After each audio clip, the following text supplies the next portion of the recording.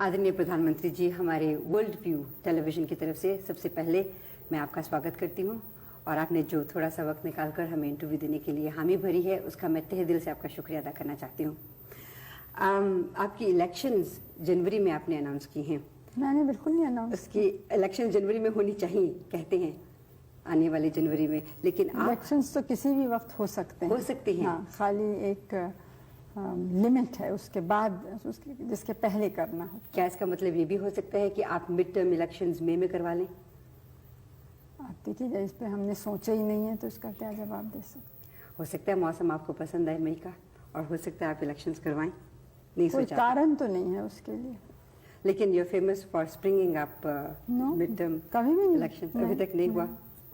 आप मैं पिछले कोई दो हफ्तों से यहाँ वैंकूवर से आई हुई हूँ और देख रही हूँ, अखबारों में पढ़ रही हूँ, पंजाब स्थिति के बारे में आप सारी सरकार भी बहुत चिंतित है, लोग बहुत चिंतित हैं, खासतौर पे बाहर वैंकूवर के इलाके में जो हमारे पंजाबी भाई बहन रहते हैं वो भी बहुत चिंतित हैं। पंजाब की असली स्थिति क्या है, उसके बारे में आप अपने शब्दों में कुछ बताइए। स्थिति तो गंभीर है। वहाँ के एक राजनीतिक दल यानी अकाली दल ने कुछ मांगे रखी, कुछ धार्मिक मांगे, वो अधिकांश हमने मान ली जी। कुछ ऐसी थी जो हमें लगा कि हम नहीं मान सकते हैं, लेकिन ऐसा भी हमें लगा कि वो समझ गए उस बात को।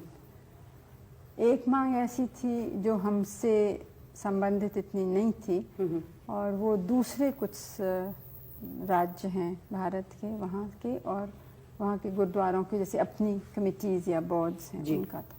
तो उस पर हमने कहा कि हमें कुछ ख़ास एतराज़ नहीं है, लेकिन इन सब लोगों से बात करना होगा, स्टेट के क्या नियम हैं और ये सब देखना होगा। उसके बाद कुछ दूसरी मांगे राजनीतिक समझ सकते हैं, या जो भी पानी पर, ज़मीन पर। अब वो दूसरे राज्यों से संबंधित हैं जो आसपास के पड़ोस के राज्य हैं, तो जब तक वो भी राज़ी नहीं होंगे तब तक हम तो कुछ कह नहीं सकते। 2 दफ़े ऐसा एक अवार्ड या निर्णय हम दे चुके हैं। अच्छा। अब वो माना नहीं गया। अच्छा। तो अकेले फिर से दें तो उसका कुछ उससे चीज़ सुलझेगी कि नहीं, ये कह नहीं सकते। हमें लगता है कि कुछ इस समय कुछ एक्सट्रीमिस्ट वहाँ पे ज़ोर पकड़ गए हैं, ख़ासतौर से नौजवान कुछ। और जैसे आपने अखबार में देखा होगा, वो मोटरसाइकिल पे जाके या किसी तरह से बहुत लोगों की को मार रहे हैं, हत्या हो रही है। हाँ, बाहर के जो थोड़ा उसमें कुछ फंडामेंटलिज्म भी है, क्योंकि हत्या ज़्यादातर सिखों की ही सिख कर रहे हैं, मतलब अकाली लोग। अब जैसे जो एक आज के अखबार में आया या कल शायद आया था कि एक सिख अखबार वाला है, अकाली नहीं है, दूसरी हमारी पार्टी का भी नहीं है, विरोधी दल का है, लेकिन उसकी दाढ़ी नहीं है। वो मोटरसाइकिल पे अपने भाई के संग जा रहा था, भाई की दाढ़ी है, तो वहाँ उसको पकड़ा कि तुम गद्दार हो, और उसको गोली से मार डाला। हालांकि वो सिख है। वो सिख ज़्यादातर हैं, दूसरे भी हैं। जैसे अब हमारे यहाँ तो हरि धर्म में कई सेक्ट्स हो जाते हैं। बिल्कुल हो जाती हैं। तो अब निरंकारीज हैं कुछ, वो सिख तो पक्के हैं, लेकिन सिख होने के ऊपर वो उनकी ऐसी एक संस्था है जिसमें दूसरे लोग भी हैं, हिंदू, मुस्लिम, ईसाई, जो हर एक अपने धर्म का पालन करता है, लेकिन ये लोग संग मिलते हैं। आप उसको कह सकते हैं नेशनल इंटीग्रेशन की भावना से, या ये कि मिल के मेडिटेशन करते हैं, ऐसी प्रार्थनाएं करते हैं जिसमें सब जुड़ सकें। इसके माने नहीं कि अपना धर्म छोड़ा, लेकिन अपना धर्म भी है और उसके ऊपर कुछ चीज़ है जो दूसरों को से मिल के कर सकते हैं। आपको ये भी मालूम है कि हमारे देश में कोई किसी भी धर्म का हो, वो दूसरों का आदर करता है। बिल्कुल करता है। जैसे गुरुद्वारों में बहुत से हिंदू जाते हैं, मुस्लिम्स के दरगाह में भी हिंदू जाते हैं, मुस्लिम्स हिंदू मंदिरों में भी अक्सर जाते हैं। तो इससे काफ़ी इन चीज़ों में यहाँ पे एक उदारता सी है, और इस उदारता को देखते हुए हैरानी होती है कि क्यों इस तरह के हो रही हैं। जहाँ इतना बड़ा देश है, इतनी बड़ी जनसंख्या है, वहाँ ये प्रश्न कभी कभी उठते हैं। हमारी तो यही आशा है कि जो ठीक सोचने वाले हैं और राष्ट्र हित सोचने वाले हैं, वो इसके ऊपर उठेंगे और किसी तरह से हम इसको सुलझा सकेंगे। बाहर रहने वाले जो भारतीय हैं, क्या आपके विचार में इसमें कुछ मदद कर सकते हैं? क्योंकि वो बहुत ज़्यादा एंक्शस हो जाते हैं, बहुत ज़्यादा अपसेट हो जाते हैं जब इस तरह की वो खबरें पढ़ते हैं, सुनते हैं, देखते हैं। उनका क्या योगदान हो सकता है? योगदान तो ये है कि तो अफवाहें नहीं मानी, क्योंकि वैंकूवर के बारे में मुझे नहीं मालूम, लेकिन लंदन से कुछ आए थे लोग, उनका इतनी गलत बातें फैलाई जा रही थी पंजाब के बारे में जी। और कि वो बहुत ही परेशान थे, लेकिन उन्होंने जब असलियत बताई और ये भी कहा कि आप में से आप अपने तरफ से किसी को भेज के देखिए, तो आए भी वो लोग कुछ, तो यहाँ उन्हें इत्मीनान हुआ और यहाँ से गए। क्योंकि ये बिल्कुल सच नहीं है कि सिखों के ख़िलाफ़ या अकालियों के भी ख़िलाफ़ कोई भी नाइंसाफ़ी है। जाहिर है, बल्कि उसका उल्टा ही कह सकते हैं, क्योंकि वो औरों से कुछ ज़्यादा ही आगे बढ़े हैं अपने हिम्मत और योग्यता और क्षमता से, और ख़ास तौर से इसलिए कि वो मेहनत करने वाले लोग हैं। और आपने देखा है कि हमारे यहाँ ऊंचे ओहदे, छोटे ओहदे, हर जगह आप पाएंगे उन लोगों को, हर गांव में पाएंगे, हर प्रांत में पाएंगे।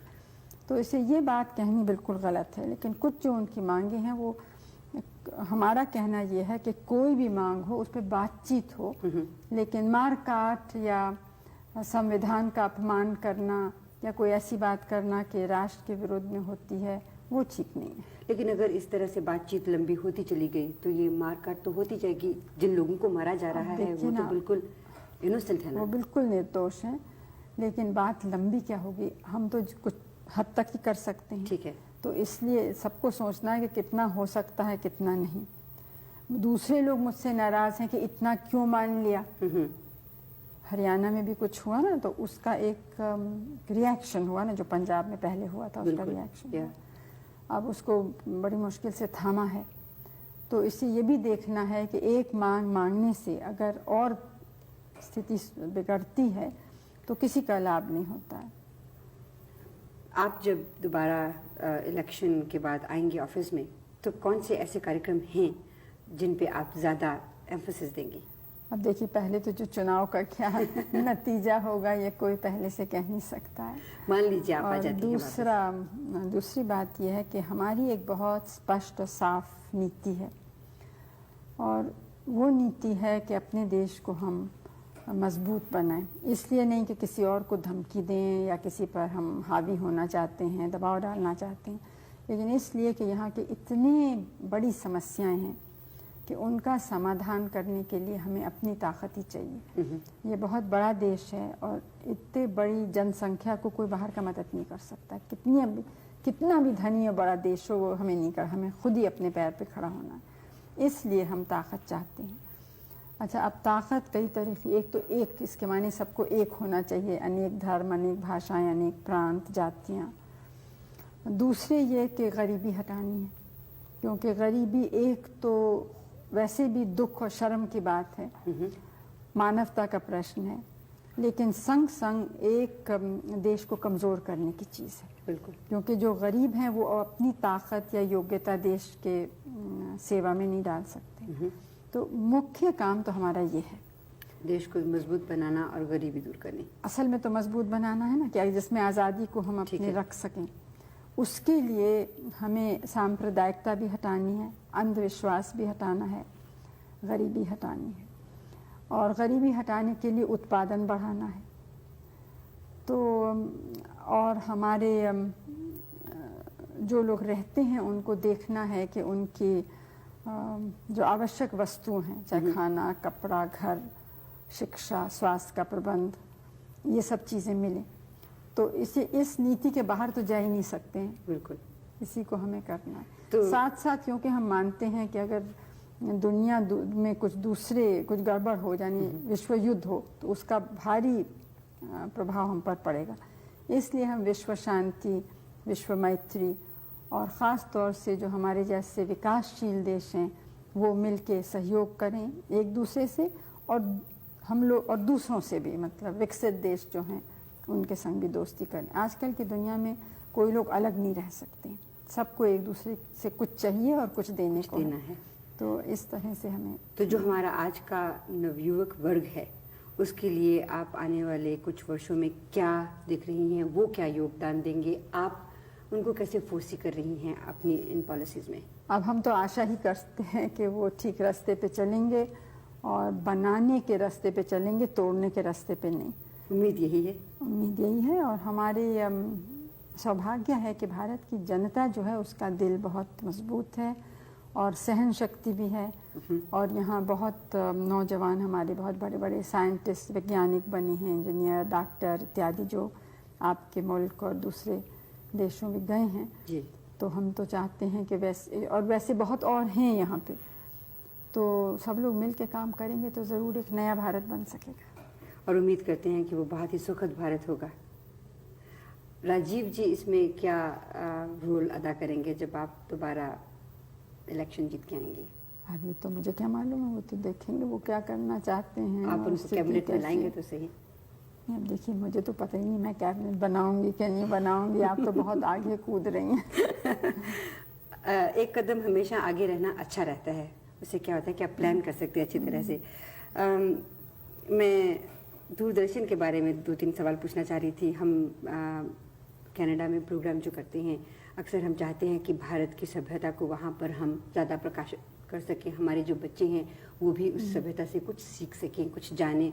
लेकिन अक्सर हम देखते हैं कि आपके यहाँ भारत में टेलीविज़न इतना स्ट्रॉन्ग टूल है, उसे अच्छी तरह से इस्तेमाल नहीं किया जा रहा।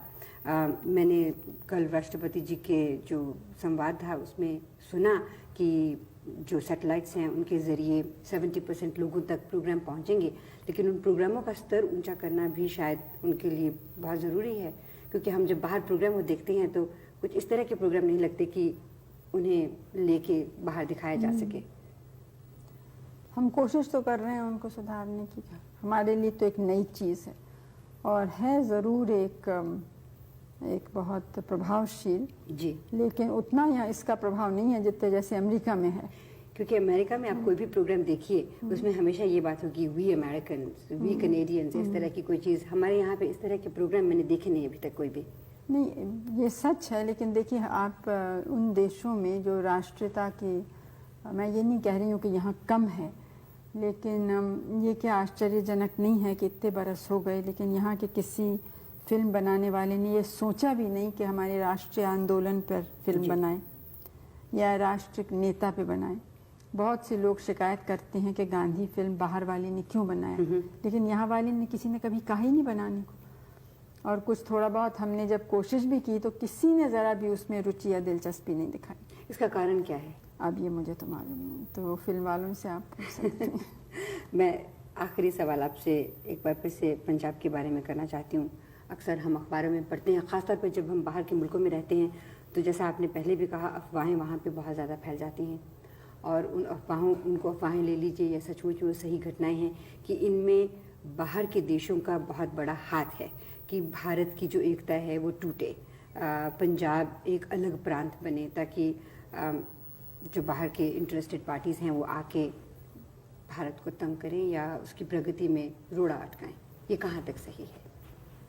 नहीं, प्रगति में तो कोई रोड़ा शायद नहीं डालना चाहता है, लेकिन ये सच है कि कुछ ऐसे तबके बाहर हैं जो चाहते हैं कि भारत की जो स्वतंत्र नीति है ना उतनी स्वतंत्र न रहे। जो वो लोग चाहते हैं वैसा हम करें, उस रास्ते पे चलें।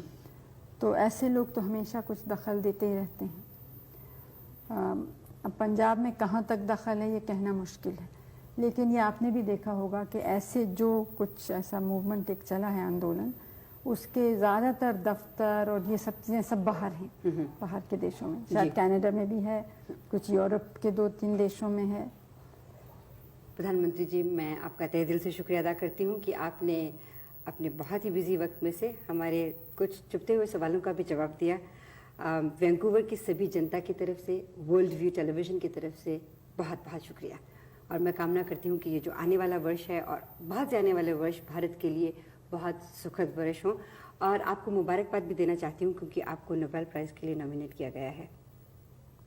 मेरे तरफ से वैंकूवर के रहने वाले हमारे सब मित्रों को मेरी शुभकामनाएं। शुक्रिया।